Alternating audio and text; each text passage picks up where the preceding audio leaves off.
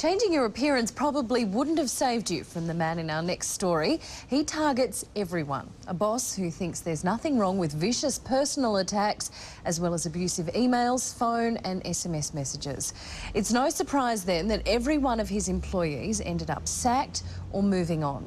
Here's Laura Sparks with the inside story of abused staff and the worst boss in Australia. Well, this is a 24/7 company with 24/7 contracts, and if you don't like it, you could leave, mate. Language that you wouldn't hear anywhere. Even, you know, the most foul-mouthed movies had nothing on some of the rants that you'd hear. What the are you doing? I need you back in Melbourne to sort this problem out with your client. When he gets really upset and he's really angry, he will threaten, he will intimidate, he will jump on people to try and get them to do what he wants. We are going to talk about this, so I have to punch it in your head that you got an escalator call. Imagine being at the receiving end of these rants. Mate, we're going to talk about this one. Mate, one of us, mate, we're either going to get either I'm going to get what I want, or mate, there's going to be carnage. What's worse, this is coming from the boss. I'm have you any paint boss and I get the right person. I'll speak with you later, mate. Certainly be high in the rankings for Australia's worst boss. Is he the worst boss you've ever had? Certainly the worst I've ever had, yes. Abusive and degrading comments, phone messages, emails and SMS texts, all directed at his employees. I demand that you get results. A woman's place is in the kitchen, not in the workplace. You don't need a lunch break. I work until 2 a.m. and don't need to eat, so why should you? Most skillful highlight of the day was my driving, even if I do say so myself. Domenic Romanelli runs a successful yet small IT firm, TRT, Total Risk Technology. He has federal government contracts and with global expansion, his company has landed the lucrative Shell Petroleum contract. But when it comes to managing his staff, it seems he's anything but professional. You go to work, you don't expect to be threatened, you don't expect to be intimidated. Yes, you will get managers that will come down on you, you will get managers that will tell you what to do, but that's part of your job. But you don't expect to be insulted, you don't expect to be sworn at. Rob Tosland worked at TRT for 18 months as an engineer. When he discovered Telstra, a TRT client he worked for, was charged 4 times the daily rate he received from TRT, he decided to resign and work for Telstra, doubling his pay packet. I'd emailed him resignation, and then within an hour I'd received this voicemail from Domenic threatening to sue me. Because we're not going to go after Telstra legally, we're going to come after you. Then, after Rob attended the Christmas party 2 weeks before leaving the company, this. Mate, just being an absolute bastard to our company and then decided to turn up at the Christmas party. Mate, you wouldn't piss on TRT if it was on fire, mate. No doubt I won't get a phone call from you. I'll get some email from you. Any time of day or night, you could expect a phone call or an email, you know, to bend to his whim. So what sorts of abuse did you experience? Swearing, personal abuse, you know, targeted comments at people. Tristan Scott worked as an engineer at TRT for 8 months. You could never be sure whether you'd be the next victim of Dominic's ranting or whether you'd be simply asked to leave.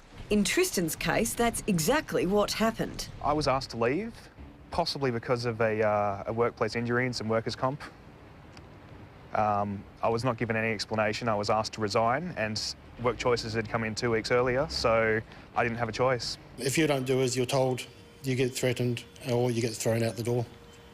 And I say that happened regularly to a lot of people. I don't care about your personal issues. I don't care about what, mate. This is a company. One former TRT senior manager told us that when he was there, people only lasted between 3 and 6 months. Another ex-general manager said that in 1 year alone, almost half the staff left, either resigning or sacked. And up until 2 years ago, under the Howard government laws, people that worked in small companies had no legal recourse if they were sacked. But those laws have now changed and employees can sue. And one ex-staffer of TRT is doing just that. I'd never been subjected to that sort of behaviour anywhere I'd ever worked before. Salesman Andrew Mead claims he received regular abuse from Domenic. After complaining, he was asked to resign or be sacked. Now he's taking Domenic to court for unfair dismissal. I want to set an example for other people out there that no matter who your boss is or who might be bullying you, that you've got the right to stand up.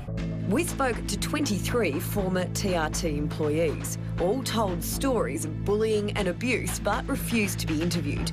A few did give us more evidence. Jim's by far the worst. Okay, I gave you the subtle message. Now escalate when you need a fucking part. Here's an SMS Tom received the day he resigned. And an SMS for Jack after he left TRT. After John resigned, he alleges he received this voice message from Domenic.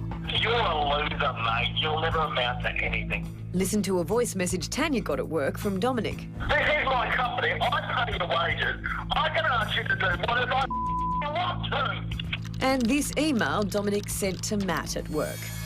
After contacting TRT a number of times without response, we went to visit the Sydney office. Do you know where Domenic is? He's not around. Where is he? I think he's actually in Malaysia. He's in Malaysia. Yes, Domenic has moved his company headquarters to Kuala Lumpur. We counted only 5 staff during our visit in Sydney. What's he like as a boss? He's actually a nice guy. I've only met him once. I've actually just started here. If the only way you can find to motivate your staff is by harassing them and bullying them and causing them harm, then you need to find another method. University of New South Wales Dr Carlo Caponecchia is an expert on workplace bullying. He understands why former TRT employees won't identify themselves. If they've moved on to a different employer, that they don't want to make waves there and be seen as the person who's complaining about all sorts of behaviour. New research suggests 15 to 28% of the workforce have experienced bullying and harassment in the last 12 months. This can happen to anyone, anywhere.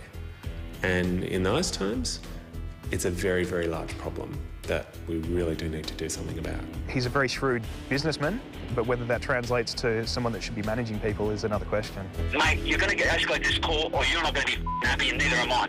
See you later. To call this person back, please press #.